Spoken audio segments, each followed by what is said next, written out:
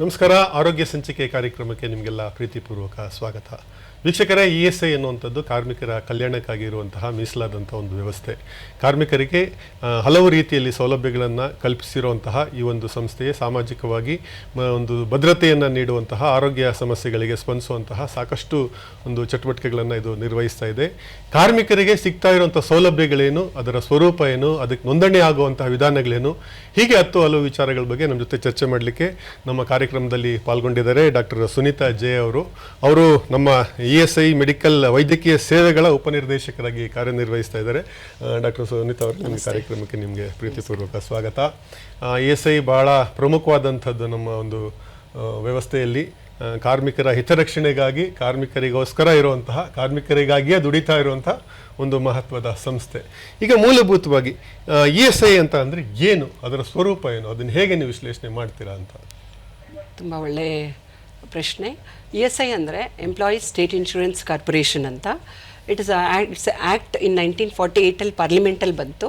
But amend ಆಗಿದ್ದು 24 February 1952 amend ಆಯಿತು. First start ಆಗಿದ್ದು ಡೆಲ್ಲಿ ಆ್ಯಂಡ್ ಕಾನ್ಪುರ್ ಸಿಟೀಸಲ್ಲಿ ಸ್ಟಾರ್ಟ್ ಆಯಿತು.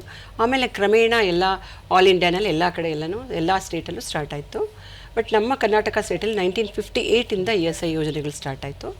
ಸೊ ನಮ್ಮ ESI ಅಂದರೆ ಇಟ್ ಈಸ್ ಒಂದು ರಿಜಿಸ್ಟ್ರೇಷನ್ ಮಾಡ್ಕೋಬೇಕು. ಯಾವುದೇ ಫ್ಯಾಕ್ಟ್ರೀಸ್ ಅಥವಾ ಎಸ್ಟಾಬ್ಲಿಷ್ಮೆಂಟ್ಸ್, ಹೋಟೆಲ್ಸು, ರೆಸ್ಟೋರೆಂಟ್ಸು ಎಲ್ಲನೂ ಎಲ್ಲಿ ಎಂಪ್ಲಾಯೀಸು 10 or more ಇರ್ತಾರೆ, ವಿತ್ ಪವರ್ 10ಕ್ಕೂ ಹೆಚ್ಚು ಇರೋರು, ಆ ಫ್ಯಾಕ್ಟ್ರೀಸ್ ಅವರು ಎಂಪ್ಲಾಯರು ESI ರಿಜಿಸ್ಟ್ರೇಷನ್ ಮಾಡ್ಕೋಬೇಕು.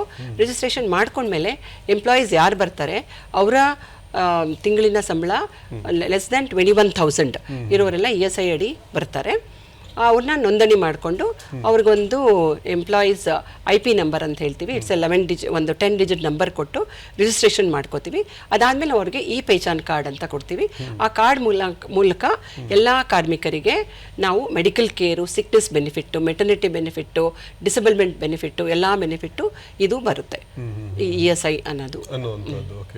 ನೀವು ಹೇಳಿದ 21,000 ಒಳಗಡೆ ಇರುವಂತಹ ಎಲ್ಲ ಇವ್ರಿಗೂ ಅಂದ್ರೆ ಈಗ ಎಷ್ಟು ಜನ, ಒಬ್ಬ ಕಾರ್ಮಿಕರಿಗೆ ಎಷ್ಟು ಜನಕ್ಕೆ ಇದು ಸೌಲಭ್ಯ ಸಿಗುತ್ತೆ? ಒಂದು ಕುಟುಂಬ, ಒಂದು ಕಾರ್ಮಿಕ ಅಂತಂದ್ರೆ ಒಂದು ಕುಟುಂಬ ಅಂತ, ಒಂದು ಕುಟುಂಬದಲ್ಲಿ ಎಷ್ಟು ಜನಕ್ಕೆ ಈ ಸೌಲಭ್ಯ ಸಿಗುತ್ತೆ ಅಂತ? ESI ನಾವು ಕುಟುಂಬ ಅಂದ್ರೆ ಒಂದು IP ಅಂತ ಹೇಳ್ತೀವಿ. ಅವ್ರಿಗೆ ಒಂದು ಪರ್ಸನ್, ಒಂದು ಎಂಪ್ಲಾಯಿ ಅವನ ರಿಜಿಸ್ಟ್ರೇಷನ್ ಆದ್ರೆ ಅದನ್ನ ಒಂದು IP ಅಂತೀವಿ, ಇನ್ಶೂರ್ಡ್ ಪರ್ಸನ್ಸ್ ಅಂತ. ಅವನಿಗಲ್ಲಿ ಫ್ಯಾಮಿಲಿ ಇನ್ಕ್ಲೂಡೆಡ್ ಆಗುತ್ತೆ. ದಟ್ ಇಸ್ ಕಾಲ್ಡ್ ಡಿಪೆಂಡೆನ್ಸ್ ಅಂತ. ಅದರಲ್ಲಿ ತಂದೆ ತಾಯಿ, ಮಕ್ಕಳು, ಮತ್ತೆ ಈಗ ರೀಸೆಂಟ್ ಆಗಿ ಇವನ್ ಅತ್ತೆ ಮಾವನ್ನು ಇನ್ಕ್ಲೂಡ್ ಮಾಡಿದ್ದಾರೆ, ಮತ್ತೆ ವಿಡೋನು ಇನ್ಕ್ಲೂಡ್ ಮಾಡಿದ್ದೀವಿ. ಆ ಥರ ಮಾಡಿಕೊಂಡು ಒಂದು ಟೋಟಲ್ ಆಗಿ ESI ಕಾರ್ಡ್ ಒಬ್ಬ ಕಾರ್ಮಿಕರಿಗಿದ್ರೆ ಅವ್ರ ಡಿಪೆಂಡೆಂಟ್ಸ್ ಆಲ್ಮೋಸ್ಟ್ ಈಗ 6 ಜನ ಆದ್ರು. ಮುಂಚೆ 4 ಜನ ಆಯಿತು, ತಂದೆ ತಾಯಿ 2 ಮಕ್ಕಳು ಅಂತ. ಇವಾಗ ಇನ್ಲಾಸ್ನು ಇನ್ಕ್ಲೂಡ್ ಮಾಡಿದ್ದಕ್ಕೆ, ಅತ್ತೆ ಮಾವನು ಇನ್ಕ್ಲೂಡ್ ಮಾಡಿದ್ದಕ್ಕೆ 6 ಜನ ಆಯಿತು. ಟೋಟಲ್ ಆಗಿ ಆಲ್ಮೋಸ್ಟ್ ಈಗ ಅಟ್ ಪ್ರೆಸೆಂಟ್ ಕರ್ನಾಟಕ ಸ್ಟೇಟಲ್ಲಿ 35.33 ಲಕ್ಷ ಇನ್ಶೂರ್ಡ್ ಪರ್ಸನ್ಸ್ ಇದ್ದಾರೆ. ಅವರ ಜೊತೆಗೆ ಅವರ ಡಿಪೆಂಡೆಂಟ್ಸ್ನು ಕ್ಯಾಲ್ಕುಲೇಟ್ ಮಾಡಿದ್ರೆ ಆಲ್ಮೋಸ್ಟ್ 2 ಕೋಟಿ 2.5 ಕೋಟಿ ಹತ್ತತ್ರಕ್ಕೆ ಕರ್ನಾಟಕ ರಾಜ್ಯದಲ್ಲಿ ವಿಮಾದಾರರಿಗೆ ಈ ಸೌಲಭ್ಯಗಳು ಸಿಗ್ತಾ ಇದೆ. ಅಂದ್ರೆ ಇದು ಹೊಸದಾಗಿ ಅಂದ್ರೆ ಸೇರ್ಪಡೆ ಆಗಿರುವಂತದ್ದು, ಈಗ ಅತ್ತೆ ಮಾವ ಅವ್ರನ್ನೆಲ್ಲ ಸೇರ್ಪಡೆ ಮಾಡ್ಕೊಂಡಿರುವಂತದ್ದು ಇತ್ತೀಚಿನ ಬೆಳವಣಿಗೆ ಅಂತ. ಹೌದು, ಇತ್ತೀಚಿನ ಯಾವಾಗ ಆಗಿದ್ದು ಇದು? ಸುಮಾರು ಒಂದು ರೀಸೆಂಟ್ ಆಗಿ 3-4 ಮಂತ್ಸ್ ಹಿಂದೆ ಬಂತು. ನ್ಯೂ ಲೇಬರ್ ಕೋಡ್ಸ್ ಅಲ್ಲಿ ಇದನ್ನ ಇನ್ಕ್ಲೂಡ್ ಮಾಡಿಕೊಂಡು ಅತ್ತೆ ಮಾವನ ಇನ್ಕ್ಲೂಡ್ ಮಾಡಬೇಕು. ಆಮೇಲೆ ನಾನು ಆಗ್ಲೇ ಹೇಳಿದ್ದೆ 10 ಪರ್ಸನ್ ಎಲ್ಲಿ ಕೆಲಸ ಮಾಡ್ತಾರೆ, 10 ಜನ ಕಾರ್ಮಿಕರು, ಆ ಎಂಪ್ಲಾಯರು ESI ರಿಜಿಸ್ಟ್ರೇಷನ್ ಮಾಡ್ಕೋಬೇಕು. ಈಗ ಹೊಸದಾಗಿ ಬಂದಿರೋದು ಇವನ್ 2-3 ಜನ ಎಂಪ್ಲಾಯರ್ ಆಗಿ ಕೆಲಸ ತಗೊಂಡ್ರು ಅವ್ರನ್ನು ESI ನೋಂದಣಿಗೆ ಮಾಡ್ಕೋಬಹುದು. ಅದರಲ್ಲೂ especially factories, harmful factories where will get fumes, ಬೇರೆ ಎಲ್ಲ ಹಾರ್ಮ್ಫುಲ್ ಫ್ಯಾಕ್ಟ್ರೀಸ್ ಅಲ್ಲಿ ಇವನ್ ಒಬ್ಬರಿದ್ರು 1-2 ಇದ್ರೂ ಅವರು ESI ಅಡಿ ಬರ್ತಾರೆ ರಿಜಿಸ್ಟ್ರೇಷನ್. ಕಡ್ಡಾಯ ಏನಿಲ್ಲ. ಅಪಾಯಕಾರಿ ಫ್ಯಾಕ್ಟರೀಸ್ ಅಲ್ಲಿ, ಕಾರ್ಖಾನೆಗಳಲ್ಲಿ 1-2 ಇದ್ರೂ ಅವ್ರನ್ನ ESIಗೆ ತಗೋಬೇಕು ಅಂತ ಮಾಡಿದ್ರು. ಸೊ ಇದೊಂದು ಹೊಸ ಕಾರ್ಮಿಕ ಸಂಹಿತೆಯ ಪ್ರಕಾರ ಇದಾಗಿರುವಂತ ಒಂದು ಮಹತ್ವದ ಬೆಳವಣಿಗೆ. ಅತ್ತೆ ಮಾವಂದ್ರನ್ನು ಕೂಡ ಈ ಒಂದು ವ್ಯಾಪ್ತಿಗೆ ಸೇರ್ಪಡೆ ಮಾಡಬೇಕು ಅನ್ನುವಂಥದ್ದು. ಅಂದ್ರೆ ಕಾರ್ಮಿಕರ ಆರೋಗ್ಯ ಸೌಲಭ್ಯಗಳು ಸಮಗ್ರವಾಗಿ ಎಲ್ಲರಿಗೂ ಸಿಗಬೇಕು, ಹೆಚ್ಚು ಜನಕ್ಕೆ ವಿಸ್ತಾರ ಆಗಬೇಕು ಅನ್ನುವಂಥ ದೃಷ್ಟಿಯಿಂದ, ಕಾರ್ಮಿಕರ ಕಲ್ಯಾಣದ ದೃಷ್ಟಿಯಿಂದ ಆಗಿರುವಂಥ ಮಹತ್ವದ ಬೆಳವಣಿಗೆ ಅಂತ. ಅಂದ್ರೆ ಈಗ ಡಾಕ್ಟರ್, ಈಗ ಯಾರ್ಯಾರು ಈ ವಿಮಾ ಸೌಲಭ್ಯಕ್ಕೆ ಬರ್ತಾರೆ? ಕಾರ್ಮಿಕರು ಅಂದ್ರೆ ಯಾರು? ಅದರ ಒಂದು ನೀವು ಹೇಗೆ ಅದನ್ನು ವ್ಯಾಖ್ಯಾನ ಮಾಡ್ತೀರಾ? ಯಾರ್ಯಾರೆಲ್ಲ ಬರ್ತಾರೆ ಇದಕ್ಕೆ ಅಂತ? ಅದೇ ನಾನು ಹೇಳಿದ್ನಲ್ಲ ಆಲ್ರೆಡಿ, ಎಂಪ್ಲಾಯೀಸ್ ಕಾರ್ಮಿಕರು ಎಲ್ಲಿ 10 ಜನ ಕಾರ್ಖಾನೆಗಳಲ್ಲಿ ದುಡಿಯೋರು ಮಾತ್ರ ಕಾರ್ಮಿಕರು ಅನ್ನುವಂತ ಒಂದು ಹೌದೌದಿತ್ತು. ಈಗ ಎಲ್ಲ ಇವಾಗ any shop establishments, hotels, restaurants, education department, ಈ ಔಟ್ಸೋರ್ಸಿಂಗ್ ಏಜೆನ್ಸಿ ಅಂತ ತಗೊಂಡು ಔಟ್ಸೋರ್ಸಿಂಗ್ ಏಜೆನ್ಸಿಲಿ ಯಾರ್ಯಾರು ಕೆಲಸ ಮಾಡ್ತಾರೆ ಅವ್ರು ಎಲ್ಲರೂ 21,000 ಕಡಿಮೆ ಸಂಬಳ ಇದ್ರೆ ಎಲ್ಲರೂ ಬರ್ತಾರೆ. Medical education, medical institutions, hotels, restaurants ಎಲ್ಲರಿಗೂ ಯಾವ ಔಟ್ಸೋರ್ಸಿಂಗ್ ಅವ್ರಿಗೆ 21,000 ಕಡಿಮೆ ಇರುತ್ತೆ ಅವರೆಲ್ಲರೂ ESI ಅಡಿ ಅವ್ರು ರಿಜಿಸ್ಟರ್ ಮಾಡ್ಕೋತಾರೆ. ಮಾಡ್ಕೊಂಡು ESI ಸೌಲಭ್ಯನ ಉಪಯೋಗಿಸ್ಕೋಬಹುದು. ಅಂದರೆ ಈಗ ಈ ಯಾವ ರೀತಿ ನೋಂದಣಿ ಮಾಡ್ಕೊಬೇಕಾಗತ್ತೆ? ನೋಂದಣಿಯ ಒಂದು ಪ್ರಕ್ರಿಯೆ ಹೇಗಿರುತ್ತೆ? ESI ವ್ಯಾಪ್ತಿಗೆ ಸೇರಬೇಕು ಅಂತಂದರೆ ಅದೊಂದು ಕಡ್ಡಾಯ ಅಂತ ಹೇಳ್ತೀರಾ, 10 ಜನ ಕಾರ್ಮಿಕರು ಇರುವಂಥ ಇದ್ರಲ್ಲಿ ಮಾಡುವಂಥದ್ದು ಕಡ್ಡಾಯ ಅಂತ. ಸೊ ಹೇಗೆ ಅದು ಯಾವ ರೀತಿ? ಹೌದು, ಒಳ್ಳೆ ಪ್ರಶ್ನೆನೇ. ESIC ಅಂದರೆ it's A comprehensive social security insurance scheme ಇದು. ಹಾಗಾಗಿ ಪ್ರತಿಯೊಬ್ಬ ಕಾರ್ಮಿಕರು ಇದರ ಹಕ್ಕಿದೆ. ಅದನ್ನ ನಾನು ESI ನೋಂದಣಿ ಮಾಡಿದ್ಮೇಲೆ ಅದರಲ್ಲಿ ಏನೇನು ಸಿಗುತ್ತೆ ಸವಲತ್ತುಗಳನ್ನ ಪಡ್ಕೊಳ್ಳೋ ಅಂತ ಹಕ್ಕಿರುತ್ತೆ ಅವನಿಗೆ. ಅದನ್ನೆಲ್ಲ ಮಾಡಬೇಕಾಗಿರೋದು ಎಂಪ್ಲಾಯರ್. ಯಾವುದೇ ಫ್ಯಾಕ್ಟ್ರಿ ಎಸ್ಟಾಬ್ಲಿಷ್ಮೆಂಟ್ ಓಪನ್ ಆದ್ಮೇಲೆ 15 ದಿನದ ಒಳಗಡೆ ಯಾವುದೇ ಎಂಪ್ಲಾಯರು ರಿಜಿಸ್ಟ್ರೇಷನ್ ಮಾಡ್ಕೋಬೇಕು. ರಿಜಿಸ್ಟ್ರೇಷನ್ ಮಾಡಿಕೊಂಡು ಆ ಎಂಪ್ಲಾಯಿ ಯಾರು ಕೆಲಸಕ್ಕೆ ಸೇರ್ತಾರೋ ಅವ್ರನ್ನ ರಿಜಿಸ್ಟರ್ ಮಾಡಬೇಕು. ರಿಜಿಸ್ಟರ್ ಮಾಡಿ ಅದಾದ್ಮೇಲೆ ಈ ಪೈಚಾನ್ ಕಾರ್ಡ್ ಅಂತ ಕೊಡ್ತೀವಿ. ಈ ಪೈಚಾನ್ ಕಾರ್ಡ್ ಕೊಟ್ಟ ಮೇಲೆ ಒಂದು 10 ಡಿಜಿಟ್ ಒಂದು IP ನಂಬರ್ ಅಂತ ಕೊಡ್ತೀವಿ. It's A unique IP number. ಆ ನಂಬರ್ ಹಾಗೆ ಇರುತ್ತೆ. ಈ ಕಾರ್ಮಿಕ ಒಂದು ಫ್ಯಾಕ್ಟ್ರಿ ಕೆಲಸ ಮಾಡ್ತಿದ್ದ, ಸ್ವಲ್ಪ ದಿವಸ ಆದ್ಮೇಲೆ ಕಾರ್ಮಿಕ ಬೇರೆ ಕೆಲಸಕ್ಕೆ ಸೇರ್ಕೋತಾನೆ, ಅದ್ ಬಿಟ್ಟು ಅಂದ್ರೂ ಈ ನಂಬರ್ ಹಾಗೆ ಇರುತ್ತೆ. ಆ ಯುನೀಕ್ 10 ಡಿಜಿಟ್ ನಂಬರ್ ಕೊಟ್ಟಿರ್ತೀವಲ್ಲ ಅದು ಹಾಗೆ ಇರುತ್ತೆ. ಆ ನಂಬರ್ ಇಂದ ಅವನು ತಿಂಗಳ ದುಡಿಯೋದ್ರಲ್ಲಿ ಕಟ್ ಆಗ್ತಾ ಹೋಗುತ್ತೆ ವೇತನದಲ್ಲಿ. ಅದು ಹಾಗೆ ಕಂಟಿನ್ಯೂ ಆಗ್ತಾ ಹೋಗುತ್ತೆ. ಸೊ ಎಂಪ್ಲಾಯಿ ಭಯಪಡೋ ಅವಶ್ಯಕತೆ ಇಲ್ಲ. ಒಂದ್ಸತಿ 10 ಡಿಜಿಟ್ ನಂಬರ್ ಆದ್ಮೇಲೆ ಅದೇ ನಂಬರ್ ಅಲ್ಲಿ ಬೇರೆ ಫ್ಯಾಕ್ಟ್ರಿಗೆ ಸೇರ್ಕೊಂಡಾಗೂ ಅದೇ ತರ ಕಟ್ ಆಗುತ್ತೆ. ಈಗ ಅಟ್ ಪ್ರೆಸೆಂಟು 2019ರಿಂದ ನಮಗೆ 4% ರಿಡಕ್ಷನ್ ಕೊಟ್ಟಿದ್ದೀವಿ ESIಗೆ ಅಂತ. ಅದರಲ್ಲಿ 3.25 ಎಂಪ್ಲಾಯರ್ ಕಟ್ಟಬೇಕು, 0.75 ಎಂಪ್ಲಾಯಿ ಕಾಂಟ್ರಿಬ್ಯೂಷನ್ ಇರುತ್ತೆ. ಅದರಲ್ಲಿ ಇನ್ನೊಂದು ಕ್ಲಾಸ್ ಮಾಡ್ಕೊಂಡಿದ್ದೀವಿ. ಯಾರಿಗೆ ಡೈಲಿ ವೇಜಸ್ ಯಾವ ಎಂಪ್ಲಾಯಿಗೆ 176 ಅಥವಾ ಅದಕ್ಕಿಂತ ಕಡಿಮೆ ಇರೋರು ಎಂಪ್ಲಾಯಿ ಕಾಂಟ್ರಿಬ್ಯೂಷನ್ ಇರಲ್ಲ, ಅವಾಗ ಬರೀ ಎಂಪ್ಲಾಯರೇ ಕಟ್ಬಿಟ್ಟು ESIಗೆ ನೋಂದಣಿ ಮಾಡಿಸಿ ಅವ್ರಿಗೊಂದು 10 digit unique number IP number ಅಂತ ಕೊಟ್ಟು ಈ ಪೈಚಾನ್ ಕಾರ್ಡ್ ಕೊಟ್ಟು ಆಮೇಲೆ ಇದ್ರ ನಾನು ಎಲ್ಲರ ಅವಶ್ಯಕತೆ ಏನು ಜಾಸ್ತಿ ಇರುತ್ತೆ ಅಂದರೆ HRs ಇರ್ತಾರಲ್ಲ ಫ್ಯಾಕ್ಟ್ರಿಲಿ, ಅವರು ಸ್ವಲ್ಪ ಅದನ್ನು ಮಾಡಿ ನಿಮ್ಗೆ ಯಾವ ಡಿಸ್ಪೆನ್ಸರೀಸ್ ನಮ್ಮ ಕರ್ನಾಟಕದಲ್ಲಿ ಈಗ ಆಲ್ರೆಡಿ 125 ಡಿಸ್ಪೆನ್ಸರೀಸ್ ಇದೆ, 7 ಹಾಸ್ಪಿಟಲ್ಸ್ ಇದೆ. ಅದನ್ನೆಲ್ಲ HR ಅವರು ಹೇಳಿ ಕೊಡಬೇಕು. ಅಂದರೆ ಈಗ 176 ದಿನಗಳ ಒಂದು ಒಳಗಡೆ ಕೆಲಸ ಮಾಡುವಂಥವ್ರಿಗೆ ಈ ಒಂದು ಇದಾಗತ್ತೆ ಅಂತ ನೀವು ಹೇಳ್ತಾ ಇರೋದು. ಒಟ್ಟಾರೆ 176 ದಿನಗೂಲಿ ಕಡಿಮೆ ಇದ್ರೆ ಅವ್ರದ್ದು ಎಂಪ್ಲಾಯಿದು ಕಾಂಟ್ರಿಬ್ಯೂಷನ್ ಇರಲ್ಲ. 0.75 ಹೇಳಿದ್ನಲ್ಲ ಅದಿರಲ್ಲ, ಎಂಪ್ಲಾಯರ್ ಕೊಡಬೇಕಾಗುತ್ತೆ. ಅವರ ಜವಾಬ್ದಾರಿ ಆಗತ್ತೆ ಅಂತ. ಈಗ ESI ಯೋಜನೆಯಡಿ ಸಿಗ್ತಾ ಇರುವಂತ ಆರೋಗ್ಯ ಯೋಜನೆಗಳು, ಆರೋಗ್ಯ ಸೌಲಭ್ಯಗಳು ಯಾವ್ಯಾವುದು, ಹೇಗೆ ಸಿಗ್ತಾ ಇದೆ ಅಂತ? ಈಗ ನಮಗೆ ಪ್ರಸ್ತುತ ಕರ್ನಾಟಕ ರಾಜ್ಯದಲ್ಲಿ 125 ಡಿಸ್ಪೆನ್ಸರಿ ಇದೆ, 7 ಹಾಸ್ಪಿಟಲ್ಸ್ ಇದೆ. ಸ್ಟೇಟ್ ರಾಜ್ಯ ಸರ್ಕಾರ ನಡೆಸ್ತಾ ಇರೋದು. ಹಾಗೆ ಕೇಂದ್ರ ಸರ್ಕಾರದ್ದು 3 ಹಾಸ್ಪಿಟಲ್ ಇದೆ, ರಾಜಾಜಿನಗರ ಮತ್ತೆ ಪೀಣ್ಯ ಆಸ್ಪತ್ರೆ, ಗುಲ್ಬರ್ಗ ESIC ಆಸ್ಪತ್ರೆ ಇದೆ. ನಮ್ಮಲ್ಲಿ 125 ಡಿಸ್ಪೆನ್ಸರಿ ಮತ್ತು 7 ಹಾಸ್ಪಿಟಲು, 2 ಡಯಾಗ್ನೋಸಿಸ್ ಸೆಂಟರ್ ಇದೆ. ಡಯಾಗ್ನೋಸಿಸ್ ಸೆಂಟರ್ ಅಂದರೆ ಆ ಚಿಕಿತ್ಸಾಲಯದಲ್ಲಿ ಚಿಕಿತ್ಸೆ ಪಡೆದು ಕೆಲವು ಬ್ಲಡ್ ಟೆಸ್ಟ್ ಎಲ್ಲ ಮಾಡಿ ಅಲ್ಲಿ ಸ್ಪೆಷಲಿಸ್ಟ್ ಅಂತ ಕೂತಿರ್ತಾರೆ, ತಜ್ಞ ವೈದ್ಯರು, ಅದನ್ನು ನೋಡಿ ಟ್ರೀಟ್ಮೆಂಟ್ ಕೊಡ್ತೀವಿ. That is called diagnostic centre ಅಂತ 2 ಕಡೆ, ಬಸವನಗುಡಿ, ನಂಜನಗೂಡು ಈ ಥರ ಅಲ್ಲಿ ಹೋಗಿ ಪಡಿಬೇಕಾಗತ್ತೆ ಅಂತ ನೀವು ಒಂದು ಹೇಳಿದ್ರಿ. ಈಗ ಡಾಕ್ಟ್ರೆ, ಈ ಔಟ್ಸೋರ್ಸಿಂಗ್ ಏಜೆನ್ಸಿಗಳು ಕೂಡ ಇದರ ನೋಂದಣಿ ಆಗಬೇಕು ಅಂತ. ಸೊ ಅದು ಹೇಗೆ ಆಗ್ತಾ ಇದೆಯಾ, ಅದು ಯಾವ ರೀತಿ ಆಗ್ತಾ ಇದೆ, ಅದು ಯಾವಾಗಲಿಂದ ಬಂತು ಈ ಹೊಸ ನಿಯಮ ಅಂತ? ಇದು ಮುಂಚೆಯಿಂದ ಇದೆ. ಯಾವುದೇ ಔಟ್ಸೋರ್ಸಿಂಗ್ ಏಜೆನ್ಸಿ ನಾವು ಟೆಂಡರ್ ಮಾಡಿ ಕರಿಬೇಕಾದ್ರೆ ಅವ್ರದನ್ನ ಕೇಳ್ತೀವಿ ನಾವು, ESI ಕಟ್ತಾ ಇದ್ದಾರಾ, PF ಕಟ್ತಾ ಇದ್ದಾರಾ ಅಂತ. ಅವ್ರದ್ದು ನಂಬರ್ ಇರುತ್ತೆ, ರಿಜಿಸ್ಟ್ರೇಷನ್ ಆಗಿರೋ ನಂಬರು ಎಲ್ಲ ತಗೊಂಡು ಅದರಲ್ಲಿ ಮುಂಚೆಯಿಂದಾನೇ ಕಂಪನಿ ಕೆಲಸ ಮಾಡ್ತಾ ಇದೆ ಅಂದರೆ 3 ಇಯರ್ಸಿಂದ ಅವ್ರು ESI ಡಿಟೆಕ್ಟ್ ಮಾಡಿರೋದು ಅದೆಲ್ಲ ಡೀಟೇಲ್ಸ್ ಎಲ್ಲ ತಗೋತೀವಿ. ಆಮೇಲೆ ನಮ್ಮ ಯಾರಲ್ಲಿ ಕೆಲಸ ಮಾಡ್ತಾರೆ ಔಟ್ಸೋರ್ಸಿಂಗಲ್ಲಿ, ಫಾರ್ಮಸಿಸ್ಟ್ ಆಗಲಿ, ಸ್ಟಾಫ್ ನರ್ಸ್ ಆಗಲಿ, ಅವ್ರದ್ದು ತಿಂಗಳ ಸಂಬಳದ್ದು ಸ್ಯಾಲ್ರಿ ಸ್ಲಿಪ್ ತಗೊಳ್ಳಿ ಅಂತ ಹೇಳ್ತೀವಿ. ಆ ಸ್ಯಾಲ್ರಿ ಸ್ಲಿಪ್ಪಲ್ಲಿ ಅವ್ರು ಮೆನ್ಷನ್ ಮಾಡಿರ್ತಾರೆ ESI PF ಡಿಡಕ್ಷನ್ ಅಂತ ಇರುತ್ತೆ. ಅವಾಗ ಕಾರ್ಮಿಕರಿಗೂ ವರ್ಕ್ ಮಾಡ್ತಾ ಇರೋ ಅವ್ರಿಗೂ ಗೊತ್ತಾಗುತ್ತೆ ಈ ತರ ಸೌಲಭ್ಯಗಳಿದೆ. ಸೊ ಅವರು ಕೂಡ ಇದರ ಬಗ್ಗೆ ಅವೇರ್ನೆಸ್ ಇದು ಮಾಡಿ ಮಾಡಬೇಕು ಅಂತ. ಅಂದರೆ ಈಗ ಔಟ್ಸೋರ್ಸಿಂಗ್ ಮಾಡ್ತಾ ಇರುವಂಥವ್ರು ಕಂಪಲ್ಸರಿ ಈ ನೋಂದಣಿ ಆಗುವಂಥದ್ದು ಕಡ್ಡಾಯವಾಗಿ ಆಗಲೇಬೇಕು ಅನ್ನುವಂಥ ಒಂದು ನಿಯಮ ಇದೆ ಈಗ. ಹೌದು, ಕಡ್ಡಾಯವಾಗಿ ಆಗಲೇಬೇಕು ಅಂತ. ಓಕೆ, ಅಂದರೆ ಈಗ ಈ ಡಿಸ್ಪೆನ್ಸರಿಗಳಲ್ಲಿ ಚಿಕಿತ್ಸೆ ವಿಧಾನಗಳು ಅಂದರೆ ಸರಳೀಕರಣ ಆಗ್ತಾ ಇದೆಯಾ? ಸುಲಭವಾಗಿ ಕಾರ್ಮಿಕರಿಗೆ ಒಂದು ಚಿಕಿತ್ಸಾ ಸೌಲಭ್ಯಗಳು ಸಿಗ್ತಾ ಇದೆಯಾ, ಹೇಗೆ ಅಂತ? ಅದೇ ನಮ್ಮ ಚಿಕಿತ್ಸಾಲಯಗಳಲ್ಲಿ ನಮ್ಮ ರಾಜ್ಯ ಸರ್ಕಾರಕ್ಕೆ ಕೊಟ್ಟಿರೋದು ಪ್ರೈಮರಿ ಅಂಡ್ ಸೆಕೆಂಡರಿ ಕೇರ್ ಅಂತ ಕೊಟ್ಟಿದ್ದಾರೆ. So primary care and secondary care ಅಂದ್ರೆ ಯಾವುದೇ ಕಾರ್ಮಿಕರಿಗೆ ನಮ್ಮ 175 ಡಿಸ್ಪೆನ್ಸರಿ ನಮ್ದು ಆಲ್ಮೋಸ್ಟ್ ಎಲ್ಲ ಜಿಲ್ಲೆಗಳಲ್ಲೂ ಕರ್ನಾಟಕ ರಾಜ್ಯದಲ್ಲಿ ಅಳವಡಿಸೋ 31 ಡಿಸ್ಟ್ರಿಕ್ಟ್ ಅಲ್ಲೂ ಕಂಪಲ್ಸರಿಯಾಗಿ ಒಂದೊಂದು ಡಿಸ್ಪೆನ್ಸರಿ ಬರಬೇಕು ಅಂತ ಮಾಡ್ಕೊಂಡೆಲ್ಲ ಮಾಡಿದೀವಿ. ಹಾಗಾಗಿ ಯಾವುದೇ ಕಾರ್ಮಿಕರು ಅವ್ರ ಮನೆ ಹತ್ರ ಇರೋ ಕಡೆ ಅವರು ನೋಂದಣಿ ಮಾಡಿಸ್ಕೊಂಡು ಇಟ್ಕೊಂಡಿರ್ತಾರೆ. ಅಲ್ಲಿ ಅವ್ರಿಗೆ ಹುಷಾರಿಲ್ಲ ಅಂದ್ರೆ ಅಲ್ಲಿ ಬಂದ್ರೆ ನಮ್ಮ ಡಾಕ್ಟರ್ಸ್ ಇರ್ತಾರಲ್ಲಿ ಅವ್ರು ನೋಡಿ ಪ್ರೈಮರಿ ಸೆಕೆಂಡರಿ ಕೇರ್ಗೆ ಏನು ಬೇಕೋ ಅದು ಚಿಕಿತ್ಸೆ ಕೊಟ್ಟು ಮಾತ್ರೆಗಳೆಲ್ಲನೂ ಉಚಿತವಾಗಿ ಕೊಟ್ಟು ಅವರಿಗೆ ನೋಡಿಕೊಂಡು ಅದರಲ್ಲಿ ನಾವು ಹೇಳಿದೆ ಆಲ್ರೆಡಿ ಸಿಕ್ನೆಸ್ ಬೆನಿಫಿಟ್ ಅಂತ ಹೇಳಿದೆ, ಕ್ಯಾಶ್ ಬೆನಿಫಿಟ್ಸ್ ಅಂತ ರಜೆನೂ ಕೊಡಲಾಗುತ್ತೆ. ಇವಾಗ ಪೇಷಂಟ್ ಅವರು ಕಾರ್ಮಿಕರು ಕೆಲಸಕ್ಕೆ ಹೋಗೋಕ್ಕಾಗಲಿಲ್ಲ, ಜ್ವರ ಇತ್ತು ಅಂದರೆ 2 ದಿನ 3 ದಿನ ಆ ಥರ ರಜೆನೂ ಕೊಟ್ಟು ಅವ್ರಿಗೆ ಮಾತ್ರೆನೂ ಕೊಟ್ಟು ಕಳಿಸ್ಕೊಡ್ತೀವಿ. ಅಂದರೆ ಈಗ ಈ ಸಿಕ್ನೆಸ್ ಬೆನಿಫಿಟ್ ಸಿಗ್ತಾ ಇದೆಯಾ ಕಾರ್ಮಿಕರಿಗೆ, ಸಮರ್ಪಕವಾಗಿ ದೊರೀತಾ ಇದೆಯಾ? ಅದಕ್ಕೆ ಯಾವುದೇ ರೀತಿಯಾದಂಥ ಅಡೆತಡೆಗಳೇನು ಇದಾಗ್ತಾ ಇಲ್ವಾ? ಹೇಗೆ ಅದರ ಸೌಲಭ್ಯಗಳು ಹೇಗೆ ಸಿಗ್ತಾ ಇದೆ ಅಂತ, ಅದನ್ನು ಪಡೆಯುವಂಥ ವಿಧಾನಗಳೇನು, ಕಾರ್ಮಿಕರು ಹೇಗೆ ಅದನ್ನು ಪಡಿಬೇಕಾಗತ್ತೆ, ಯಾರನ್ನು ಅಪ್ರೋಚ್ ಮಾಡಬೇಕಾಗತ್ತೆ ಅಂತ? ಚಿಕಿತ್ಸಾಲಯಕ್ಕೆ ಹೋಗಬೇಕು. ನಾನು ಆಗಲೇ ಹೇಳಿದೆ ಎಲ್ಲ ಒಂದು IP-ಗೆ ಒಂದಿಷ್ಟು ಕಾರ್ಡ್ಸ್ ಅಂತ, ಚಿಕಿತ್ಸಾಲಯಗಳಿಗೆ ಇಷ್ಟು ಕಾರ್ಡ್ಸ್ ಅಂತ ಕೊಡ್ತೀವಿ, IP ಕಾರ್ಡ್ಸ್ ಅಂತ ನೋಂದಣಿ ಮಾಡ್ಕೊಂಡಿರ್ತೀವಿ. ಅಲ್ಲಿ ಹತ್ರ ಇರೋ ಫ್ಯಾಕ್ಟ್ರೀಸಲ್ಲಿ ಇವಾಗ ಒಂದು ಡಿಸ್ಪೆನ್ಸರಿಗೆ 15,000 ಕಾರ್ಡ್, 20,000 ಕಾರ್ಡ್ ಅಂತ ಒಂದೊಂದು ಏರಿಯಾಗೆ ಒಂದೊಂದು ಡಿಸ್ಪೆನ್ಸರಿ ಕೊಟ್ಟು ಚಿಕಿತ್ಸಾಲಯಗಳು ಕೊಟ್ಟು ಅಷ್ಟು ಕಾರ್ಡ್ಸ್ನ ಅಲ್ಲಿ ಡೆಪ್ಯೂಟ್ ಮಾಡ್ಕೊಂಡಿರ್ತೀವಿ. ಆ ವಿಮಾದಾರರು ಅದೇ ಚಿಕಿತ್ಸಾಲಯಕ್ಕೆ ಹೋಗಿ ತಮಗೆ ಹುಷಾರಿಲ್ಲ ಅಂತ ಹೇಳಿ ನೋಂದಾಯಿಸಿಕೊಂಡು ಮಾತ್ರೆ ಎಲ್ಲ ತಗೊಂಡು ಅಲ್ಲೇ ಡಾಕ್ಟರ್ ಅವರಿಗೆ ಸರ್ಟಿಫಿಕೇಟ್ ಕೊಡ್ತಾರೆ ಲೀವ್ದು. ಅದರಲ್ಲಿ 70% ಆಫ್ ದ ವೇಜಸ್ ಅವ್ರಿಗೆ ಕ್ಯಾಶ್ ಬೆನಿಫಿಟ್ ಆಗಿ ನಮ್ಮ ESIC ಅವರು ಕೊಡ್ತಾರೆ. SRO ಆಫೀಸ್ ಅಂತ ಇರುತ್ತೆ, ಅಲ್ಲಿ ಕೊಡ್ತಾರೆ. ಆನ್ಲೈನಲ್ಲೂ ಬರುತ್ತೆ, ಡೈರೆಕ್ಟ್ ಬ್ಯಾಂಕ್ ಟ್ರಾನ್ಸ್ಫರ್ ಆಗಿ DBT ಆಗಿ ಅವ್ರಿಗೆ ವಿಮಾದಾರರಿಗೆ ಅದು ಬರುತ್ತೆ ನೇರವಾಗಿ. That is sickness benefit. Maternity benefit ಅಂದರೆ 100% ವೇಜಸ್ ಕೊಡ್ತೀವಿ. ಯಾವುದೇ ಮಹಿಳೆ ಕಾರ್ಮಿಕೆ ಆಗಿದ್ದು ಅವಳು ಮೆಟರ್ನಿಟಿ ಲೀವ್ ತಗೊಂಡ್ರೆ ಅವಳಿಗೆ 100% ವೇಜಸ್ ಬರುತ್ತೆ ಅದರಲ್ಲಿ. ಸೊ ಎಷ್ಟು ತಿಂಗಳು? 6 ತಿಂಗಳು ಅವ್ರಿಗೆ ಸೌಲಭ್ಯ ಸಿಗುತ್ತೆ ಅಂತ. ಈಗ ಗ್ರಾಮೀಣ ಪ್ರದೇಶದಲ್ಲಿ ನೀವು ಹೇಳಿದ್ರಿ ಸುಮಾರು 125ಕ್ಕೂ ಹೆಚ್ಚು ಒಂದು ಇದಿದೆ ಅಂತ.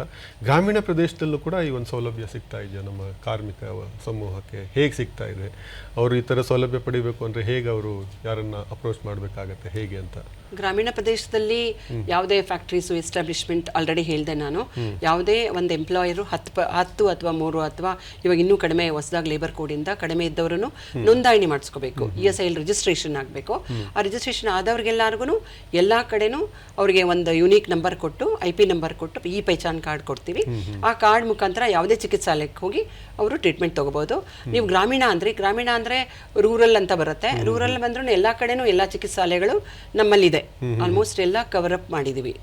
ಇಲ್ಲ ಇಲ್ದಿರೋ ಕಡೆನೂ ಆಲ್ರೆಡಿ ತೆಗಿಬೇಕು ಮಾಡಬೇಕು, ಚಿಕಿತ್ಸಾಲಯಗಳು ಹೊಸ ಚಿಕಿತ್ಸಾಲಯಗಳು ಬರಬೇಕು ಅಂತಾನು ಜಾಗ ನೋಡಿ ಗವರ್ಮೆಂಟ್ ಇಂದ ಕೇಳಿ, ಮತ್ತೆ ಇಲ್ಲ ಅಂದ್ರೆ ರೆಂಟೆಡ್ ಡಿಸ್ಪೆನ್ಸರೀಸು ಇದೆ ನಮ್ಮಲ್ಲಿ. 125ಲ್ಲಿ 88 ರೆಂಟೆಡ್ ಚಿಕಿತ್ಸಾಲಯಗಳಿದೆ. ಇನ್ನು ಮಿಕ್ಕಿದ್ದು ESIC ಅವರೇ ಕಟ್ಟಿ ಜಾಗ ಕೊಡ್ತಾರೆ, ಅದರಲ್ಲಿ ನಡ್ಸ್ಕೊಂಡು ಹೋಗ್ತಾ ಇದ್ದೀವಿ. ಓಕೆ. ಅಂದ್ರೆ ಈಗ ಈ ಯೋಜನೆಯಡಿ ಈಗ ಸಿಗ್ತಾ ಇರೋ 21,000 ಅಂತ ಹೇಳಿದ್ರೆ 21,000 ಇತ್ತೀಚಿನ ದಿನಗಳಲ್ಲಿ ತುಂಬಾ ಕಡಿಮೆ ಆಯಿತು ಅನ್ನುವಂಥದ್ದು ಕೂಡ ಒಂದು ಇದೆ. ಇದನ್ನು ಹೆಚ್ಚು ಮಾಡಲಿಕ್ಕೆ ಏನಾದರೂ ಒಂದು ಸರ್ಕಾರ ಮತ್ತು ESI ವತಿಯಿಂದ ಏನಾದರೂ ಪ್ರಯತ್ನಗಳಾಗಿದೆಯಾ? ಆಗಿದ್ರೆ ಹೇಗೆ, ಯಾವ ಹಂತದಲ್ಲಿದೆ, ಇದು ಆಗತ್ತಾ ಅಂತ? ಯಾಕೆಂದರೆ ಕಾರ್ಮಿಕರದ್ದು ಬಹಳ ನಿರೀಕ್ಷೆ ಇದೆ. ಸೊ ನಮ್ಮ ಆದಾಯ ಮಿತಿ 21,000 ಇದೆ, ನಮಗೆ ನಾವು ವ್ಯಾಪ್ತಿಗೆ ಬರಲ್ಲ ಅನ್ನುವಂಥದ್ದು ಕೊರಗು ಸಾಕಷ್ಟು ಕಾರ್ಮಿಕರಿಗಿದೆ. ಸೊ ಹೇಗೆ ಅದು ಅಂತ? ಹೌದು, ನೀವು ಹೇಳಿದ್ದು ತುಂಬ ಬಹಳ ಒಳ್ಳೆಯ ಪ್ರಶ್ನೆ.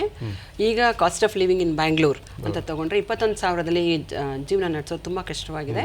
ಹಾಗಾಗಿ ಇದರ ಬಗ್ಗೆ ಯೋಚನೆ ಮಾಡಿ 21ರಿಂದ 30,000 ತನಕ ESI ಕವರೇಜ್ ಬರಬೇಕು ಅಂತ ನಮ್ಮ ರಾಜ್ಯ ಸರ್ಕಾರದಿಂದ ನಮ್ಮ ಹಾನರಬಲ್ ಮಿನಿಸ್ಟರ್ ಸರು, ಕಮಿಷನರ್ ಸರು ಎಲ್ಲ ಸೇರಿ ಒಂದು ಪ್ರಪೋಸಲ್ ಕಳಿಸಿದ್ದೀವಿ. ಇಟ್ಸ್ ಆಲ್ರೆಡಿ ಇದು ಹೆಡ್ ಆಫೀಸ್ ನಮ್ಮದು ESIC DG ಆಫೀಸ್ ಇರೋದು ಡೆಲ್ಲಿಗೆ, ಅಲ್ಲಿಗೆ ಹೋಗಿದೆ.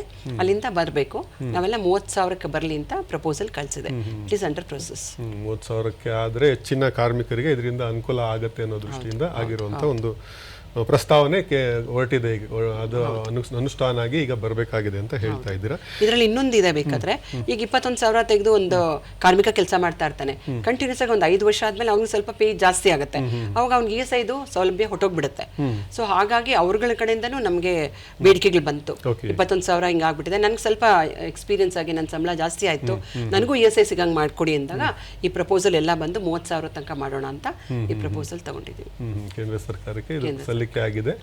ಆದಷ್ಟು ಬೇಗ ಇದಾದ್ರೆ ಸಾಕಷ್ಟು ರೀತಿಯಲ್ಲಿ ಇದಾಗತ್ತೆ ಅಂತ. ESI ಯೋಜನೆಯಲ್ಲಿ ಇತ್ತೀಚೆಗೆ ಆಗಿರುವಂತಹ ಸುಧಾರಣೆಗಳು, ಬದಲಾವಣೆಗಳ ಬಗ್ಗೆ ಬೆಳಕು ಚೆಲ್ಲೋದಾದ್ರೆ ಏನು, ಹೇಗೆ ಅಂತ?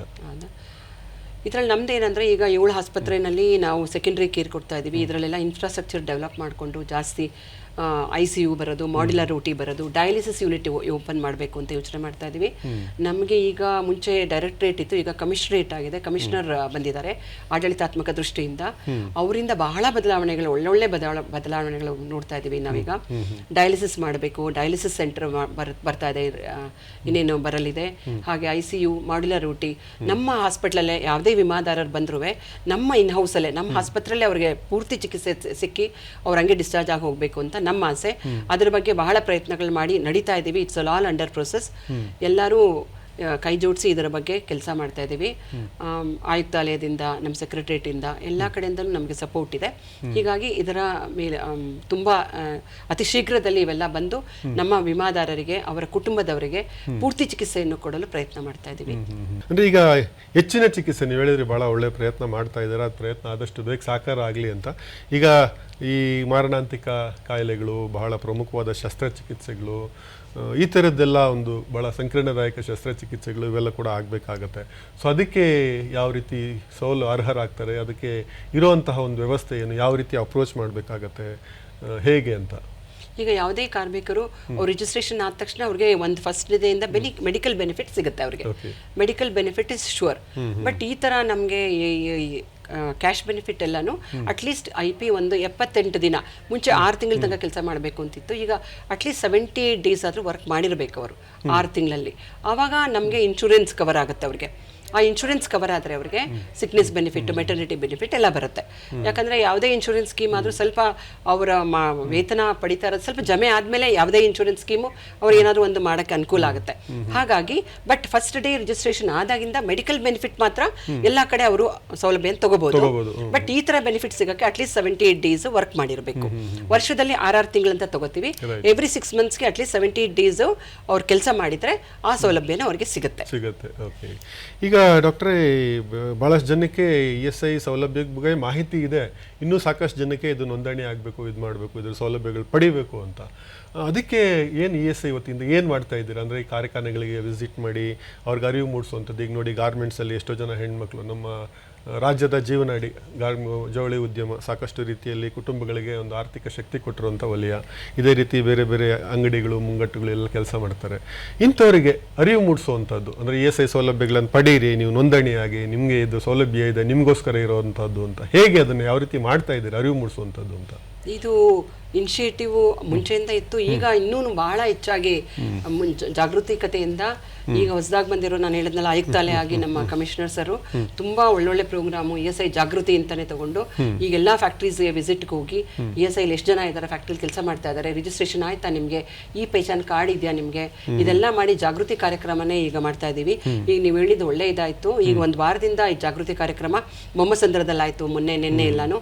ಈಗ ಯಶವಂತಪುರದಲ್ಲಿದೆ, ನಾಳೆ ಮತ್ತೆ ಬೊಮ್ಮಸಂದ್ರ ಮತ್ತೆ ಪೀಣ್ಯ ಸ್ಟೇಜಲ್ಲಿ ನೀವು ಹೇಳಿದಂಗೆ ಗಾರ್ಮೆಂಟ್ಸ್ ಫ್ಯಾಕ್ಟ್ರಿಲಿ ಕೆಲಸ ಮಾಡ್ತಿರೋ ಮಹಿಳೆಯರಿಗೆ ಆಗಿರ್ಬೋದು, ಎಲ್ಲಾರ್ಗು ಈ ಜಾಗೃತಿ ಮೂಡಿಸಲು ಜಾಗೃತಿ ಕಾರ್ಯಕ್ರಮ ಅಂತಾನು ಮಾಡ್ತಾ ಇದೀವಿ. ಅದಕ್ಕೆ ಮುಂಚೆ ESIC ಇಂದ ಸ್ಪ್ರೀ ಅಂತ ಬಂತು, ಸ್ಪಾಂಟೇನಿಯಸ್ ರಿಜಿಸ್ಟ್ರೇಷನ್ ಮಾಡ್ಬೋದು ಅಂತ. ಅಂದ್ರೆ ಮುಂಚೆ ಮಾಡಿಲ್ಲ ಅಂದ್ರೆ ಪೆನಾಲ್ಟಿ ಕಟ್ಟಬೇಕಾಗಿತ್ತು ಯಾವುದೇ ಫ್ಯಾಕ್ಟ್ರಿ ಅವರು, ಯಾಕೆ ಮಾಡಿಲ್ಲ ರಿಜಿಸ್ಟ್ರೇಷನ್ ಅಂತ. ಅದನ್ನು ಮಾಡಿ ಒಂದು ಇದು ಕೊಟ್ಟರು, ಸ್ಪ್ರೀ ಅಂತ ಬಂತು ಯೋಜನೆ.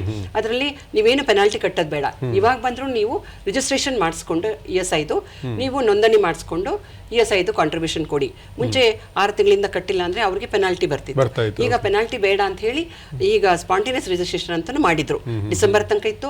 ಆ ಜಾಗೃತಿಕತೆ ಇನ್ನೂ 1 ತಿಂಗಳು ಮುಂದುವರಿತು. ಬಟ್ ನಮ್ಮ ಕೇಂದ್ರ ರಾಜ್ಯ ಸರ್ಕಾರದಿಂದನೂ ಕೂಡ ಈ ತರ ಒಳ್ಳೊಳ್ಳೆ ESI ಜಾಗೃತಿ ಕಾರ್ಯಕ್ರಮಗಳು ಪ್ರತಿ ದಿನಾನೂ ನಡೀತಾನೆ ಇರುತ್ತೆ. ಇವಾಗ್ಲೂ ಆಗ್ತಾ ಇದೆ. ಯಶವಂತಪುರ, ಬೊಮ್ಮಸಂದ್ರ ಅಂತ ಒಂದೊಂದು ಫ್ಯಾಕ್ಟ್ರಿಯಲ್ಲಿ ಎಲ್ಲೆಲ್ಲಿ ವಿಮಾದಾರರು 2,000, 1,500ಕ್ಕಿಂತ ಜಾಸ್ತಿ ಇರ್ತಾರೋ ಅಂತ ಕಡೆ ಹೋಗಿ ಯಾವ್ಯಾವ ಸ್ಕೀಮ್ಸ್ ಇದೆ, ಹೆಂಗ್ ಮಾಡ್ಕೋಬೇಕು, ನೋಂದಣಿ ಹೆಂಗ್ ಮಾಡಬೇಕು, ಆಧಾರ್ ನಂಬರ್ ಬೇರೆ ಸೀಡ್ಲಿಂಗ್ ಮಾಡ್ತಾ ಇದೀವಿ, ಎಲ್ಲಾ ಕಾರ್ಯಕ್ರಮಗಳು ಮಾಡ್ತಾ ಇದೀವಿ. ಸೊ ಈಗ ದಂಡ ಇಲ್ಲ, ದಂಡ ಕಟ್ಟುವಂತ ಪರಿಸ್ಥಿತಿ ಇಲ್ಲ. ನೀವು ನೋಂದಣಿಯಾಗಿ ಕಾರ್ಮಿಕರಿಗೆ ಸೌಲಭ್ಯ ಕೊಡಿಸಿ ಅಂತ ಒಂದು ಜಾಗೃತಿ ಮೂಡಿಸುವಂತ ಒಳ್ಳೆ ಪ್ರಯತ್ನ ಆಗ್ತಾ ಇದೆ ಅಂತ ಹೇಳ್ತಾ ಇದ್ದೀರಾ. ಈಗ ಕಾರ್ಮಿಕರ ಇದರಲ್ಲಿ ಕಾರ್ಖಾನೆಗಳು ಒಂದು ರೀತಿ ಮಾಡಿದ್ರೆ, ಈ ಔಟ್ಸೋರ್ಸಿಂಗ್ ಅವ್ರಿಗೂ ಏನಾದರೂ ನಿರ್ದಿಷ್ಟವಾಗಿ ಒಂದು ಎಚ್ಚರಿಕೆ ನೀಡುವಂಥದ್ದು, ದಂಡ ಅವ್ರ ಮೇಲೆ ಕ್ರಮ ತಗೊಳ್ಳುವಂಥದ್ದು, ಯಾಕೆಂದರೆ ನೋಂದಣಿ ಮಾಡಿಲ್ಲ ಅನ್ನುವಂಥದ್ದು ಸಾಕಷ್ಟು ದೂರುಗಳಿದ್ದಾವೆ ಔಟ್ಸೋರ್ಸಿಂಗ್ ಇದರಲ್ಲಿ. ಅವ್ರ ಕಾರ್ಮಿಕರಿಗೆ ಸರಿಯಾಗಿ ಸೂಕ್ತ ರೀತಿಯಲ್ಲಿ ಸಂಬಳ ಕೊಡಲ್ಲ, ಮತ್ತು ಇತರ ಸೌಲಭ್ಯಗಳು ಕಲ್ಪಿಸ್ತಾ ಇಲ್ಲ ಅನ್ನೋಂಥ ಇದು ಕೂಡ ಇದ್ದಾವೆ. ಅಂಥ ಒಂದು ಸಂಸ್ಥೆಗಳ ಮೇಲೆ ನಿರ್ದಿಷ್ಟವಾಗಿ ನೀವು ನೋಂದಣಿ ಆಗಿಲ್ಲರೆ ನಿಮ್ಮಲ್ಲಿ ಈ ಥರದ ಕ್ರಮ ಇದೆ ಅಂತ ಏನಾದ್ರು ಕ್ರಮಗಳೇನಾದ್ರು ಇದೆಯಾ? ಆ ಥರದ್ದು ಏನಾದ್ರು ಇದ್ದರೆ ಹೇಗೆ ಅಂತ? ಕ್ರಮಕ್ಕಿಂತ ಹೆಚ್ಚಾಗಿ ನಾವು ತಗೊಳ್ಬೇಕಾದ್ರೆ ನೋಡ್ಬಿಡ್ತೀವಿ, ಟರ್ಮ್ಸ್ ಅಂಡ್ ಕಂಡೀಷನ್ಸ್ ಮಾಡ್ಕೋತೀವಿ ಟೆಂಡರ್ ಅಲ್ಲಿ. ಅವ್ರು ESI ಇಲ್ಲ ರಿಜಿಸ್ಟ್ರೇಷನ್ ಆಗಿಲ್ಲ, ESI ಕಟ್ತಿಲ್ಲ ಅಂದ್ರೆ ಆ ಏಜೆನ್ಸಿ ಕೊಡಕ್ಕೆ ಹೋಗಲ್ಲ. ಸೊ ಯಾರ್ಯಾರು ನೋಂದಣಿ ಮಾಡಿ ESI ರಿಜಿಸ್ಟ್ರೇಷನ್ ಮಾಡಿರ್ತಾರೆ ಅಂಥವ್ರಿಗೆ ಮಾತ್ರ ಔಟ್ಸೋರ್ಸಿಂಗ್ ಮಾಡ್ತೀವಿ. ಹಾಗೆ ನಾನು ಮುಂಚೆನೇ ಹೇಳಿದೆ, ಎಲ್ಲಾ ಕಾರ್ಮಿಕರು ಅವರ ಸ್ಯಾಲ್ರಿ ಸ್ಲಿಪ್ ನ ತಗೋಬೇಕು ಎವ್ರಿ ಮಂತ್. ಅದ್ರಲ್ಲಿ ಅವ್ರಿಗೆ ಗೊತ್ತಾಗುತ್ತೆ ಸ್ಯಾಲ್ರಿ ಎಷ್ಟು ಬರ್ತಾ ಇದೆ, ESI ಡಿಡಕ್ಟ್ ಆಗ್ತಿದೆ ಅಂತ. ಅದನ್ನ ನೋಡ್ಬಿಟ್ಟು ಅವರಾಗವರೇ ಈಗ ಸುಮಾರು ಕಡೆ ಎಲ್ಲಾ ಫೆಸಿಲಿಟೀಸು ಮಾಡ್ಕೋತಾ ಇದ್ದಾರೆ. ಎಲ್ಲಾನು ಎಂಪ್ಲಾಯೀಸು ತುಂಬ ಜನ ಅದರ ಬಗ್ಗೆ ನಾಲೆಡ್ಜ್ ಇದೆ, ತಗೋತಾ ಇದ್ದಾರೆ, ಅದನ್ನ ಬಳಕೆ ಮಾಡ್ಕೋತಾ ಇದ್ದಾರೆ. ಸೊ ಒಂದು ಜನಜಾಗೃತಿ ಮೂಡ್ತಾ ಇದೆ ಅಂತ ಹೇಳ್ತಾ ಇದೆ ಅಂತ. ಸಾಕಷ್ಟು ಬಹಳ ಪ್ರಯತ್ನ ಪಡಬೇಕು, ಇನ್ನು ಪೂರ್ತಿ ಮಹತ್ವ ಪಡೆಯಕ್ಕೆ ತುಂಬಾ ಕೆಲಸಗಳು ಮಾಡ್ತಾ ಇದೀವಿ. ನಾನು ಒಂದು ಹೇಳೋದು ಈಗ ಜನಗಳಿಗೆ ಏನಂದ್ರೆ, ಈಗ ನಿಜವಾಗ್ಲೂ ನಮ್ಮ ಇದರಲ್ಲಿ ಇಲಾಖೆಯಲ್ಲಿ ಈ ಆಯುಕ್ತಾಲಯ ಬಂದ್ಮೇಲೆ ಆಯುಕ್ತರಂತೂ ಇದರ ಬಗ್ಗೆ ತುಂಬಾ ಬಹಳ ವ್ಯಾಪಕವಾದ ಕ್ರಮ ಆಮೇಲೆ ಎಡಬಿಡದೆ ಭರಸವಾಗಿ ಹೋಗ್ತಾ ಇದೆ. ಆ ಜಾಗೃತಿ ತುಂಬಾ ಕಡೆ ಎಲ್ಲಾ ಕಡೆ ಮೂಡ್ತಾ ಇದೆ. ಗ್ರಾಮೀಣ ಪ್ರದೇಶದಲ್ಲೂ ಜನಜಾಗೃತಿ ಎಲ್ಲಾ ಕಡೆ ಆಗ್ತಾ ಇದೆ.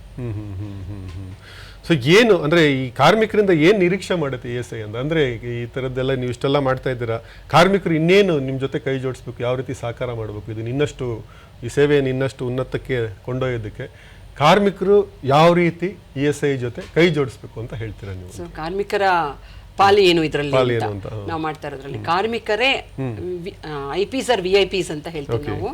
ಸೊ ಕಾರ್ಮಿಕರೇ ಅದರ ಮೇನ್ ಇದು.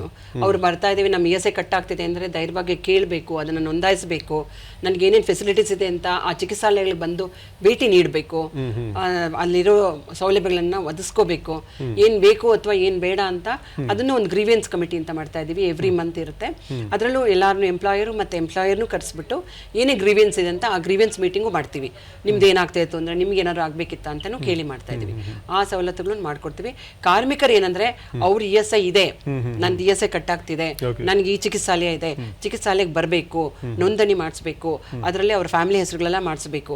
ಯಾಕಿದನ್ನ ನಾನು ಪದೇ ಅವ್ರ ಪಾಲೇನು ಅಂತ ಕೇಳ್ತಾ ಇದ್ದೀನಿ. ಎಷ್ಟೊಂದು ಜನ ಕಾರ್ಮಿಕರಿಗೆ ಗೊತ್ತೇ ಇಲ್ಲ. ಎಮರ್ಜೆನ್ಸಿ ಬಂದಾಗ ಹಾಸ್ಪಿಟಲ್ ಅಡ್ಮಿಷನ್ ಬರ್ತಾರೆ. ನಾನು ಪ್ರಸೂತಿ ಮತ್ತೆ ಶ್ರೀ ವೈದ್ಯರ ತಜ್ಞೆ ಆಗಿರೋದಕ್ಕೆ ಹೇಳ್ತಾ ಇದ್ದೀನಿ. ನಮ್ಮ ಡೆಲಿವರಿ ಟೈಮಲ್ಲಿ ಅವ್ನು ಬರ್ತಾನೆ, ESI ಕಾರ್ಡ್ ಇದೆ ಅಂತ, ಹೆಂಡತಿ ಹೆಸರು ಇರಲ್ಲ ESI ಕಾರ್ಡ್ ಅಲ್ಲಿ. ಸೊ ಅವ್ರಿಗೆ ಎಮರ್ಜೆನ್ಸಿ ಬಂದಾಗೆ ಬರ್ತಾರೆ. ಆತರ ಮಾಡಬೇಡಿ ದಯಮಾಡಿ. ಎಲ್ಲಾ ವಿಮಾದಾರರು ನಿಮ್ಮ ESI ಕಾರ್ಡ್ ಬಂದಿರೋದ್ರಲ್ಲಿ ನಿಮ್ಮ ಫ್ಯಾಮಿಲಿಯವ್ರನ್ನ ಅದರಲ್ಲಿ ಇನ್ಕ್ಲೂಡ್ ಮಾಡಿಸ್ಕೊಳ್ಳಿ. ಅದನ್ನ ಇನ್ಕ್ಲೂಡ್ ಮಾಡಿಸಿ, ನಿಮ್ಮ ಚಿಕಿತ್ಸಾಲಯ ಏನು ಅಂತ ಒಂದ್ಸತಿ ಬಂದು ನೋಡಿ, ನಿಮ್ಮ ಆಸ್ಪತ್ರೆ ಯಾವ್ದಿದೆ, ನಿಮ್ಮ ಸವಲತ್ತು ಏನ್ ಸಿಗ್ತಾ ಇದೆ, ಸೌಲಭ್ಯ ಏನ್ ಸಿಗ್ತಾ ಇದೆ, ಬಂದು ಒಂದ್ಸತಿ ಎಲ್ಲರೂ ನೋಡಿ. ಯಾವುದೋ ಎಮರ್ಜೆನ್ಸಿಲಿ ಬಂದು ಹಾಸ್ಪಿಟಲ್ ಬಂದು ನಂದು ಬಂದಿಲ್ಲ ಅಂತ ಹೇಳೋದಕ್ಕಿಂತ ಮುಂಚೆನೆ ಅವರು ಜಾಗೃತರಾಗಿ ಕೆಲ್ಸಕ್ಕೆ ಸೇರಿದ ತಕ್ಷಣನೇ, ಕಾಯಿಲೆ ಬಂದಿರಬೇಕು ಅಂತ ಏನಿಲ್ಲ, ನಮ್ಮ ESI ಚಿಕಿತ್ಸಾಲಯ ಹೆಂಗಿದೆ, ನಮ್ಮ ಆಸ್ಪತ್ರೆ ಹೆಂಗಿದೆ ಅಂತ ಬಂದು ಡಾಕ್ಟರ್ಗಳ ಹತ್ರ ಎಲ್ಲರ ಹತ್ರ ಮಾತಾಡ್ಕೊಂಡು ಹೋದ್ರೆ ಒಂದು ಕಮ್ಯುನಿಕೇಶನ್, ಒಂದು ಬಾಂಧವ್ಯ ಅಂತ ಬೆಳೆಯುತ್ತೆ.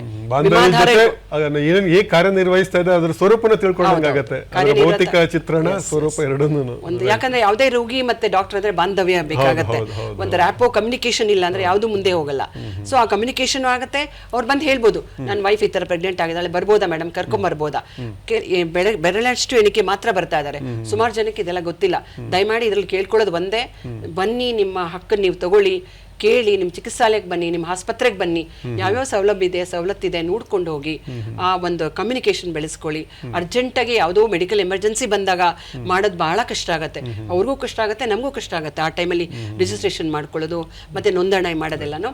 ಅದಕ್ಕೋಸ್ಕರ ಅವ್ರನ್ನೆಲ್ಲನೂ ಕೇಳ್ಕೊತೀನಿ.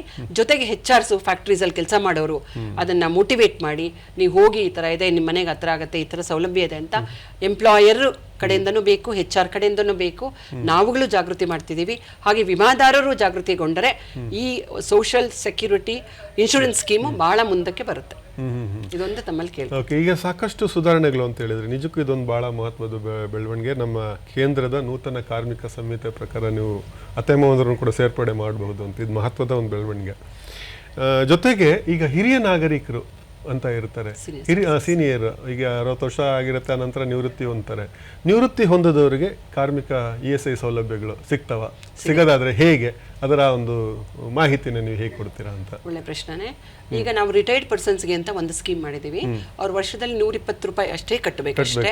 ಕಟ್ಟಿದ್ರೆ ಅವರು ಯಾವುದೇ ESI ಚಿಕಿತ್ಸಾಲಯ ಮತ್ತು ESI ಆಸ್ಪತ್ರೆಯಲ್ಲಿ ಇನ್ ಹೌಸ್ ಸಿಗೋ ಎಲ್ಲಾ ಸೌಲಭ್ಯಗಳನ್ನ ಅವ್ರು ಪಡ್ಕೋಬಹುದು. ಬಟ್ ನಮ್ಗೇನಾಗಿದೆ ಇಲ್ಲಿ ಅಂದ್ರೆ ನಮ್ಮ ಆಸ್ಪತ್ರೆಯಲ್ಲಿ ಸಿಗದೇ ಇರೋಂಥದಕ್ಕೆ ಟೈಪ್ ಹಾಸ್ಪಿಟಲ್ ಅಂತಾನು ಮಾಡ್ಕೊಂಡಿದೀವಿ. ಒಂದು 143 ಟೈಪ್ ಹಾಸ್ಪಿಟಲ್ ಅಂತ ಇದೆ. ನಮ್ಮಲ್ಲಿ ಸಿಗದೇ ಇರುವ ಇನ್ ಹೌಸ್ ಚಿಕಿತ್ಸೆಗಳನ್ನು ನಾವು ಟೈಪ್ ಹಾಸ್ಪಿಟಲ್ ಇಂದ ತಗೋತಾ ಇದೀವಿ. ಅದ್ರ ಅವ್ರಿಗೆ ಬರಲ್ಲ, ರಿಟೈರ್ಡ್ ಅವ್ರಿಗೆ 120 ರೂಪಾಯಿ ಒಂದು ವರ್ಷಕ್ಕೆ ಕಟ್ಟಿದ್ರೆ ನಮ್ಮ ಇನ್ ಹೌಸ್ ಅಲ್ಲಿ ಏನ್ ಸಿಗುತ್ತೆ ಟ್ರೀಟ್ಮೆಂಟ್, ಯಾವ ಮಾತ್ರೆ ಇದೆ, ಡಾಕ್ಟರ್ಸ್ ಇಂದ ಕನ್ಸಲ್ಟೇಷನ್ ಮಾತ್ರೆಗಳೆಲ್ಲ ಫ್ರೀಯಾಗಿ ಸಿಗುತ್ತೆ. ಆ ತರದ ಸೌಲಭ್ಯಗಳು ಮಾತ್ರ ಸಿಗುತ್ತೆ. ಉಳಿದಿದ್ದೆಲ್ಲ ಕಾರ್ಮಿಕರು ಯಾರು ಕೆಲಸ ಮಾಡ್ತಾ ಇರ್ತಾರೆ ಅಂತವರಿಗೆ ಮಾತ್ರ ಆ ಸೌಲಭ್ಯಗಳು ಸಿಗತ್ತೆ ಅಂತ ಹೇಳ್ತಾ ಇದ್ದೀರಾ. ಡಾಕ್ಟ್ರೆ, ಇದು ಈ ESI ಯೋಜನೆ ಇದರಲ್ಲಿ ಯಾರ್ಯಾರು ಅಂದರೆ ಈಗ ನೀವು ಹೇಳಿದ್ರಿ ಸಾಕಷ್ಟು ಎಸ್ಟಾಬ್ಲಿಷ್ಮೆಂಟು ಅಂತ, ಅದು ಎಸ್ಟಾಬ್ಲಿಷ್ಮೆಂಟ್ ಏನಾದ್ರು ಒಂದು ಪಟ್ಟಿ ಮಾಡಿದ್ದೀರಿ ಯಾರ್ಯಾರು ಅರ್ಹರು ಅಂತ ಇದಕ್ಕೆ ಸೇರ್ಪಡೆ ಆಗೋದಕ್ಕೆ? ನೀವು 30,000 ಒಳಗಡೆ ಇರೋಂಥ ಎಲ್ಲರೂ ಅಂತ ಅಂತೀರಾ, ಅಂದರೆ ನಿರ್ದಿಷ್ಟವಾಗಿ ಇಷ್ಟು ಅಂದರೆ ಈ ಥರದ್ದು ಒಂದು ಎಂಪ್ಲಾಯಿ ಇದರಲ್ಲಿ ಒಂದಿಷ್ಟು ಜನ ಅಂತ ಕ್ಯಾಟಗರಿ ಅಂತ ಒಂದು ಮಾಡಿರ್ತಾರೆ, ಒಂದು ಪಟ್ಟಿ ಅಂತ ಮಾಡಿರ್ತಾರೆ, ಆ ಥರದ್ದು ಏನಾದ್ರು ಮಾಡಿದ್ದಾರೆ? ಆ ಥರದ್ದೇನು ಮಾಡಿದ್ಯಾ ಅಂತ? ಹೌದೌದು, ಇದು ESIC ಕರ್ತವ್ಯ ಆಗತ್ತೆ. ಕೇಂದ್ರ ಸರ್ಕಾರದ್ದು ESIC ಕಾರ್ಪೊರೇಷನ್ ಅವರು ಇದನ್ನೆಲ್ಲ ಒಂದು ರಿಜಿಸ್ಟ್ರೇಷನ್ ಮಾಡ್ಕೊಂಡು ಇಟ್ಕೊಂಡಿದ್ದಾರೆ. ಇಷ್ಟು IPs ಬರ್ತಾ ಇದ್ದಾರೆ, ಇಷ್ಟು ನೋಂದಣಿ ಆಗಿದೆ, ಫ್ಯಾಕ್ಟ್ರೀಸ್ ಅಲ್ಲಿ ಇಷ್ಟು ಜನ ಇದ್ದಾರೆ, ಬೇರೆ ಎಸ್ಟಾಬ್ಲಿಷ್ಮೆಂಟ್ ಅಲ್ಲಿ ಇಷ್ಟು ಜನ ಇದ್ದಾರೆ, ಹೋಟೆಲ್ಸ್ ಅಲ್ಲಿ ಎಷ್ಟು ಜನ ಇದ್ದಾರೆ, ಮೆಡಿಕಲ್ ಎಜುಕೇಶನ್ ಅಲ್ಲಿ ಎಷ್ಟು ಜನ ಇದ್ದಾರೆ, ಎಲ್ಲ ಮಾಡಿ ಅವ್ರ ಹತ್ರ ಫುಲ್ ಪಟ್ಟಿ ಇರುತ್ತೆ. ಅದ್ರಲ್ಲಿ ಪ್ರಕಾರನೇ ಸ್ಟ್ಯಾಟಿಸ್ಟಿಕ್ಸ್ ಪ್ರಕಾರ ಈಗ ಅಟ್ ಪ್ರೆಸೆಂಟ್ 35.33 ಲಕ್ಷ ವಿಮಾದಾರರು ರಾಜ್ಯ ಸರ್ಕಾರದಲ್ಲಿ ಇದ್ದಾರೆ. ಓಕೆ. ಅಂದರೆ ಈಗ ಡಾಕ್ಟ್ರೇ, ನೀವು ಕಾರ್ಯಕ್ರಮದ ಕೊನೆಯಲ್ಲಿ ನಾವು ಕೊನೆ ಹಂತಕ್ಕೆ ಬಂದಿದ್ದೇವೆ. ಏನು ಕಿವಿ ಮಾತು ಹೇಳ್ತೀರಾ ಕಾರ್ಮಿಕ ಸಮೂಹಕ್ಕೆ? ಏನು ಸಂದೇಶ ಕೊಡ್ತಾರೆ ಈ ಸಂದರ್ಭದಲ್ಲಿ ಅಂತ? ಅಂದರೆ ನಾನು ಹೇಳ್ದಂಗೆ ಕಾರ್ಮಿಕರಿಗೆ ಅವರ ಹಕ್ಕು, ಅವರ ಸೌಲಭ್ಯ ಏನೇನಿದೆ, ಅವ್ರ ಬೆನಿಫಿಟ್ಸ್ ಏನಿದೆ ಅಂತ ಹೇಳಬೇಕಿತ್ತು. ಈಗ ಡಿಪೆಂಡೆನ್ಸ್ ಬೆನಿಫಿಟ್ ಅಂತಲೂ ಕೊಡ್ತೀವಿ. ಯಾವುದೇ ಕಾರ್ಮಿಕ ಅವನು ಕೆಲಸ ಮಾಡೋ ಟೈಮಲ್ಲಿ ಡೆತ್ ಆಯಿತು ಅಂದರೆ ಆ ಡೆತ್ ಡಿಪೆಂಡೆಂಟ್ ಯಾರಿರ್ತಾರೆ ಅವರಿಗೆ ಮೊದಲನೇ ವರ್ಷ ಒಂದು 90% ಆಫ್ ದ ಒಂದು ವೇಜಸ್ ಕೊಡ್ತೀವಿ. ಎರಡನೇ ವರ್ಷಕ್ಕೆ ಸ್ವಲ್ಪ ವೇಜಸ್ 90% ಕೊಡಲ್ಲ, ಹಾಗೆ 70% 60% ನೋಡಿಕೊಂಡು ವೇಜಸ್ ಕೊಡ್ತೀವಿ.